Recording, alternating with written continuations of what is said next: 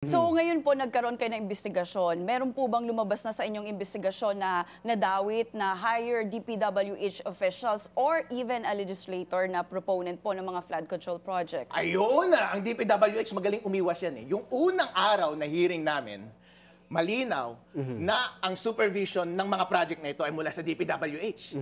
And I think nag-take sila ng responsibility dito, even yung mga contractor. Nag-commit sila sa amin na aayusin nila yung project mismo. Kaso nga lang, nung mga sumunod na hearing, ayaw na nilang magpakita. Itong mga to, dapat talagang That's arrested. regional DPWH. Regional DPWH.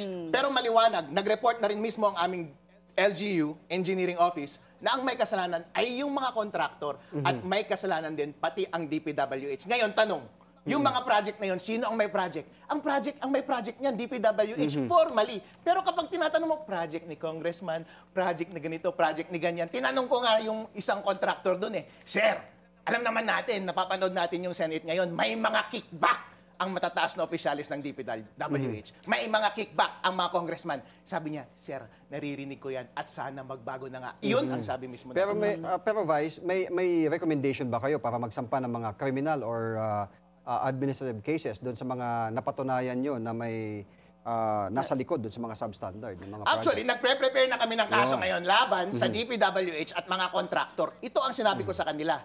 Ang LGU Council ay walang karapatan na mag-aresto ng mga inimbitahan namin for inquiry. Hindi katulad ng Congress at saka Senate. Pero sabi ko sa kanila, kapag hindi kayo magpakita sa mga susunod na hearing, i-prepare namin ang kaso namin laban sa inyo sa Ombudsman dahil meron na kaming preparado na report mula sa aming LGU na ang may accountability ay ang head ng DPWH Region 2 at ang mga contractors. Alam na namin ang mga pangalan ninyo at alam na namin ang mga itsura ninyo. May mga pangalan ba kayo? Yes. Mga contractors. Pwede niyo po bang i-share na sa amin ngayon? Secret. Baka kasuhan naman nila ako pabalik.